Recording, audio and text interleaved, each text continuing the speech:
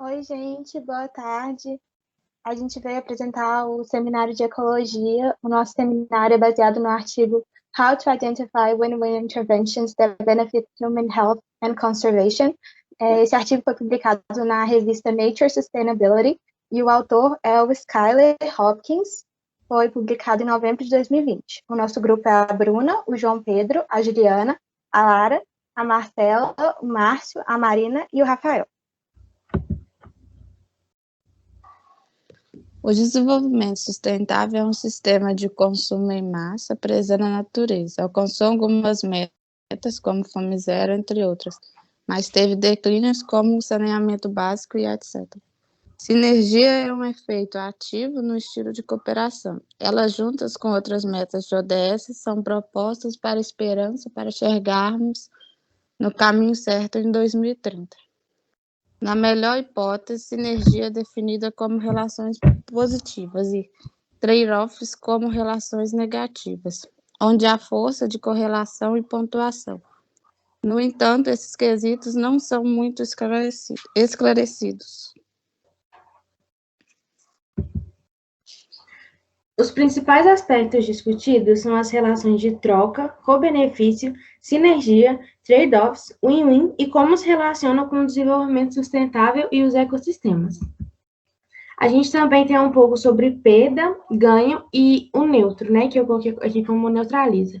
O perder aponta resultados negativos, que seria a degradação, a modificação no ecossistema original, e o neutraliza é onde um resultado positivo anula um negativo. Então, não tem nenhuma... É um zero ali. Aí, o ganha, ele aponta os resultados positivos, que seria a boa conservação e ou restauração e o equilíbrio do ecossistema. Aqui embaixo a gente tem uma foto do desastre de Mariana, e aqui tem a foto de um ecossistema conservado. E para que o estudo serve, né?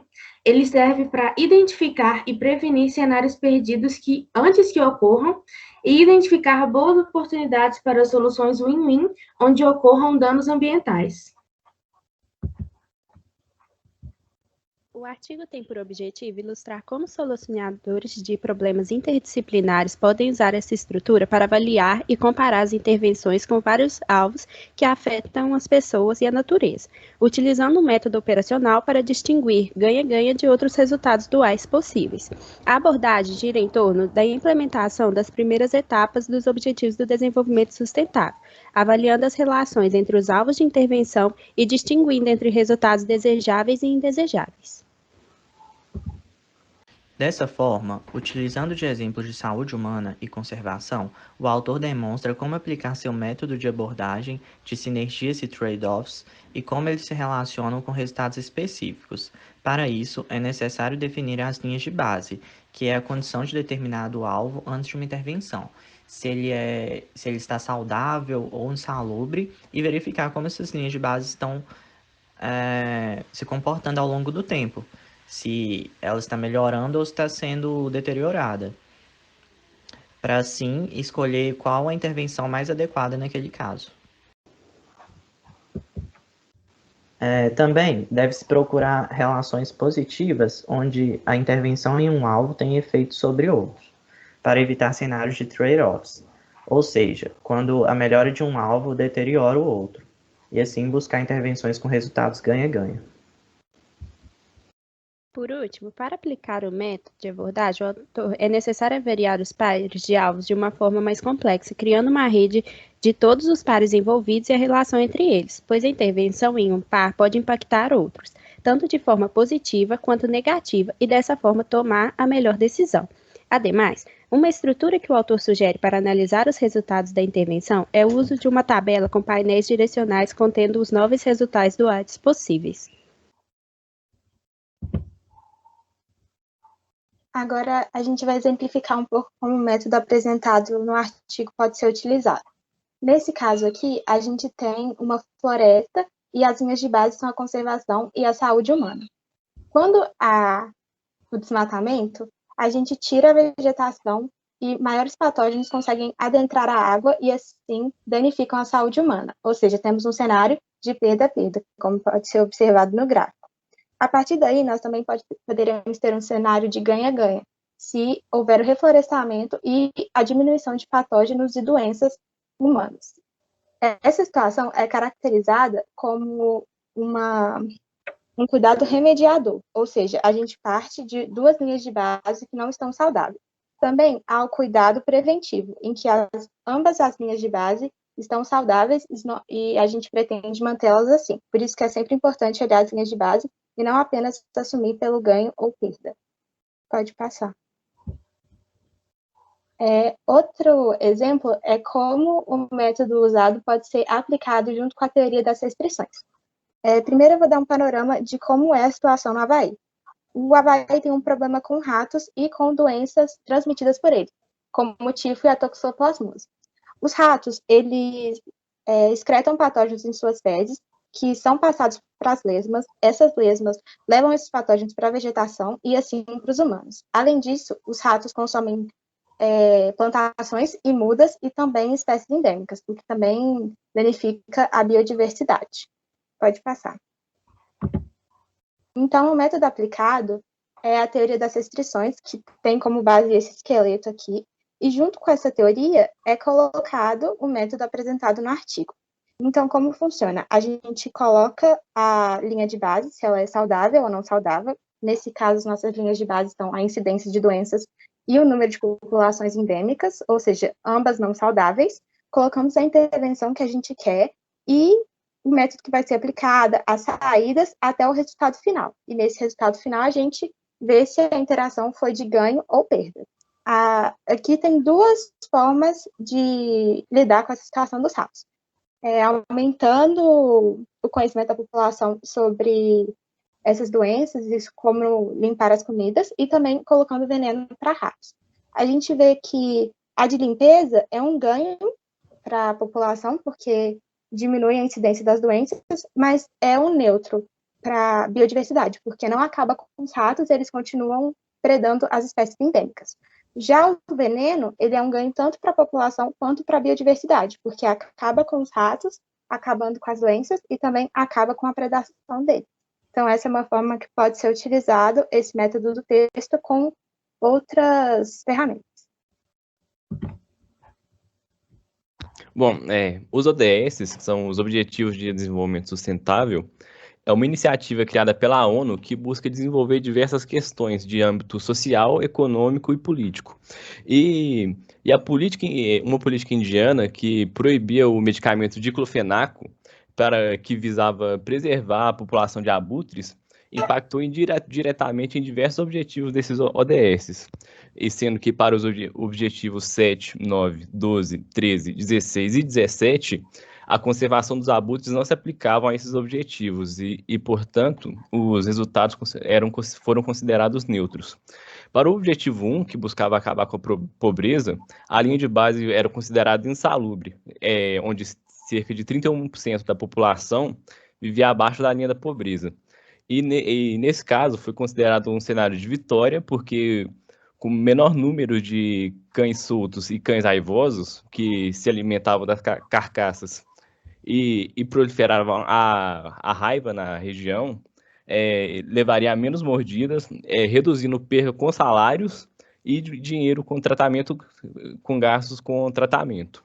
O objetivo 2, que visava acabar com a fome, também era considerado, além de base, era considerado insalubre, porque tinha altos índices de insegurança alimentar e de subnutrição, e nesse cenário foi se esperado uma vitória, porque a segurança alimentar aumenta o número de... diminui o gasto com tratamento de mordidas, e também com menor número de tratamento, menor gasto com tratamento, se pode investir mais em alimentação. Bom, o objetivo 3, que é saúde e bem-estar, também foi considerado a linha de base insalubre, porque milhões de pessoas na Índia eram mordidas por cachorros que possuíam raiva e consequentemente, era necessário tratamento após essa exposição ao patógeno, né? Então, a Índia teve a maior carga de infecções por raiva no ano de 2008, e o cenário, se espera também um cenário de vitória, porque com a restauração da população de abutres, esse número de infecções por raiva diminui severamente. Bom, o objetivo 4, que visa educação e de qualidade, foi considerado insalubre porque possuía menos meninas do que meninos na escola, e também no objetivo 5, igualdade de gênero, também foi considerado insalubre porque as mulheres ocupavam uma proporção bem menor do que homens no parlamento, e para ambos os objetivos foram considerados resultados neutros, porque não se esperam que a restauração dos abutres impactam diretamente nesses objetivos, mas pode impactar indiretamente com riqueza e bem-estar. No objetivo 6, que é água limpa e saneamento, também é insalubre, porque em 2012, centenas de milhões de pessoas que viviam na Índia defecavam a céu aberto. Então, o cenário esperado também é de vitória, porque os abutres fornecem uma espécie de saneamento, porque consomem carcaças, lixo e até fezes humanas ou de gado, né? Bom, no objetivo 8, já que o 7 não é aplicável, que visa emprego e crescimento econômico, também era considerado insalubre, porque alguns meios de subsistência que dependiam do serviço dos abutres encontravam-se em dificuldades. E o cenário é de vitória, porque os abutres ajudavam principalmente no setor pecuário, com a remoção da carcaça do gado, facilitavam também a coleta de ossos para a produção de adubo. E no objetivo 10, que é sobre desigualdade, a linha de base era considerada insalubre também, e nesse caso, a população pobre era a principal afetada pela proliferação da raiva. Então, nesse caso, é esperado um cenário de ganha, porque com a restauração dos abutres e, consequentemente, diminuição da raiva, vai afetar principalmente a população mais pobre, que terá índices de doenças menores nesse caso. Bom, o objetivo 11, que é sobre cidades e comunidades sustentáveis, também era considerado insalubre, porque pessoas que viviam em baixa renda, que é como disse no objetivo 10, viviam muito perto de contato com doenças como a raiva. E nesse caso, com a conservação dos abutres, também diminuiu esse índice e melhorou a condição de vida dessas pessoas. Bom, no objetivo 14, que é vida abaixo da água, a linha de base era considerada relativamente insalubre, e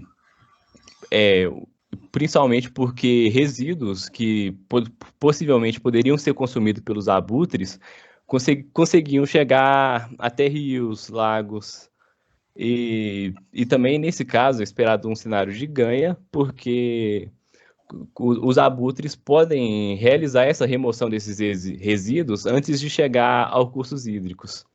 Bom, no objetivo 15, que é o último que a restauração dos abutres pode impactar, que é de vida na terra, a linha de base é considerada não saudável, porque devido ao medicamento diclofenaco, que é um remédio veterinário, foi perdida cerca de 95% da população de abutres na Índia por intoxicação devido a esse medicamento.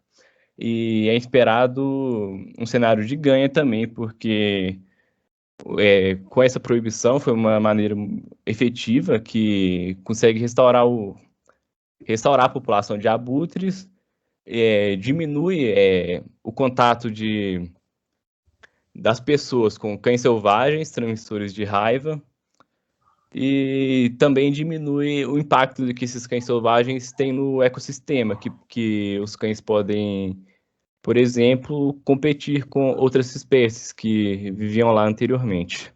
Pode passar. Bom, nessa imagem mostra como o diclofenaco afeta o ecossistema e a saúde humana. Bom, ali no número 1, é possível ver os abutres se alimentando das carcaças contaminadas. No número 2, é possível a morte dos abutres e com isso gera uma disponibilidade de carcaças, fezes, entre outros, para os cães se alimentarem. E com isso, aumenta a circulação da raiva entre os humanos. Também é possível ver no número 5 que a disponibilidade de carcaças, fezes, podem gerar o acúmulo de outros patógenos ambientais que também podem acometer a saúde humana. Pode passar. Bom, nessa imagem mostra a relação de gastos com o gasto com intervenções com possíveis cenários que pode ter. E é importante ressaltar que os resultados a longo prazo costumam ser mais econômicos. No entanto, encontram empecilhos como para implementação, como custos iniciais muito altos, dificuldade de financiar essas intervenções e também, muitas vezes, os objetivos podem... os efeitos benéficos podem demorar muito a aparecer. Bom, na imagem podemos ver que o autor relaciona muito o custo-benefício das intervenções. E na imagem podemos ver no ponto cinza, que é uma intervenção que perde e ganha, na qual foi benéfico para a saúde humana, mas também foi prejudicial à conservação. E nesse caso de de custo-benefício, é possível observar na imagem que em determinado número de gastos, que o gasto definido foi 6 bilhões, é possível verificar que se obteve diversos resultados possíveis para benefícios para a saúde humana, tanto para a conservação. E com isso o autor relaciona que o custo-benefício é uma maneira que também deve ser analisada nas intervenções.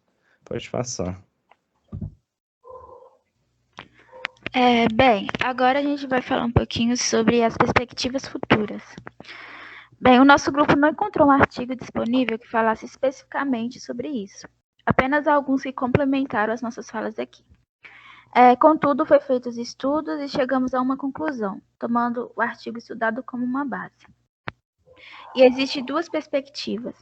A perspectiva desejável, vou falar só um pouquinho sobre ela, que no caso é alcançar os objetivos da ODS, que é o desenvolvimento sustentável das Nações Unidas, no qual espera-se acabar com a fome, a pobreza, melhorar a vida, a saúde, bem-estar, trabalho, promover a agricultura e etc.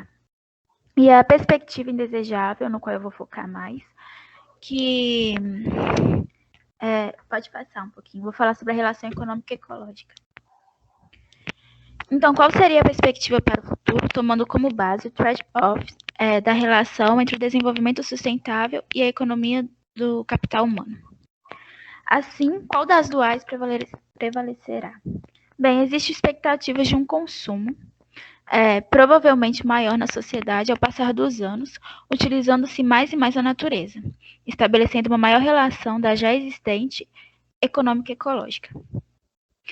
Elaboramos uma tabela aqui que é para tentar entender melhor essa exemplificação de como poderia ser um futuro se continuarmos e aumentarmos as ações antrópicas no meio ambiente. No atual cenário, tomamos como linha de base uma perspectiva relativamente saudável para os dois pontos.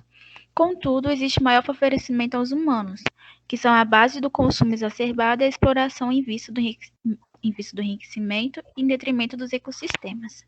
Pode passar o slide. Levando a uma relação de... Não, volta. Volta de novo. Isso, obrigada. Levando uma relação de ganha-perde, respectivamente, em curto prazo.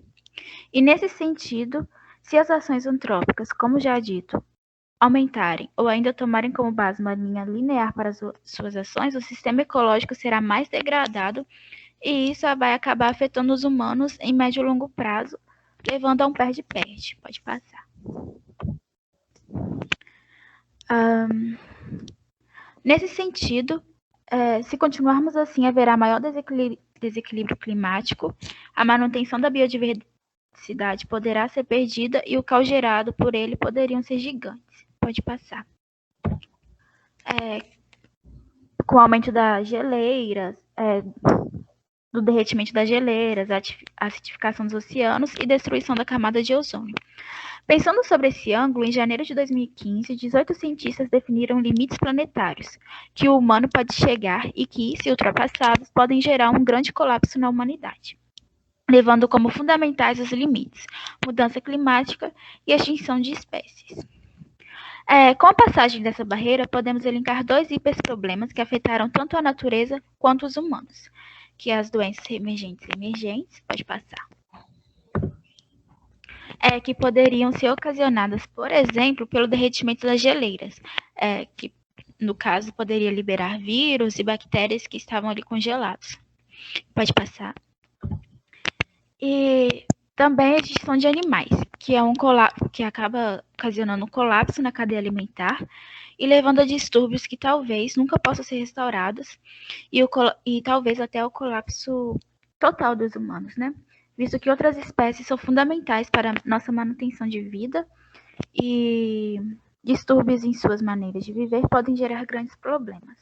Aqui eu trouxe um exemplo que é dos fungos que estão sendo propagados quando as espécies de anfíbios, que já vem tendo uma extinção em andamento, têm que mudar os seus habitats, entrando em contato com outras espécies, disseminando fungo e que pode vir a gerar doenças em humanos. A gente pode observar que antigamente, acho que muitos de vocês viam rã, sapo sempre, e agora não está vendo muito. E tem uma extinção desses anfíbios em andamento, e muita gente não fala disso, não é muito falado, mas é uma coisa que pode causar muitos problemas para a gente. Pode passar.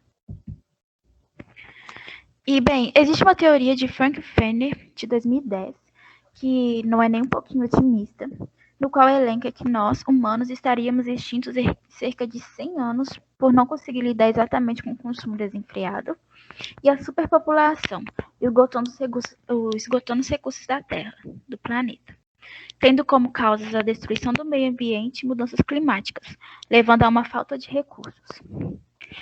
Com essa hipótese aqui citada, a teoria de Frank Fenner, compreende-se que o futuro pode sim apresentar uma perspectiva negativa, caso as atitudes da raça humana não sejam mudadas em prol da conservação do planeta Terra, podendo ter uma grande perda em longo prazo, tanto para a natureza quanto para os humanos. Pode passar?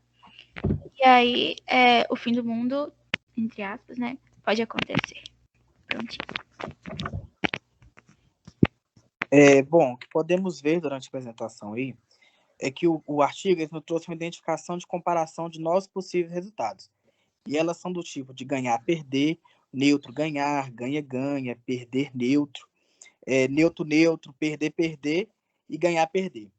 Esse guia seria, então, para a gente identificar cenários perdidos, prevenir os que não estão perdidos e também para evitar aqueles que já... para achar soluções de ganho naqueles que já houveram danos à saúde e ao ecossistema. Mas isso é uma forma de guardar o bem comum entre ambos. Porém, pode-se achar resultados multissetoriais em ambientes que os humanos e a natureza não estão interconectados, ou vínculos negativos de compensação podem ser evitados. Logo, esses novos resultados duais possíveis de comparação podem trazer maneiras em que cientistas, financiadores, políticos possam intervir para aumentar o progresso em direção aos objetivos de desenvolvimento sustentável. Essas são as referências. Muito obrigado.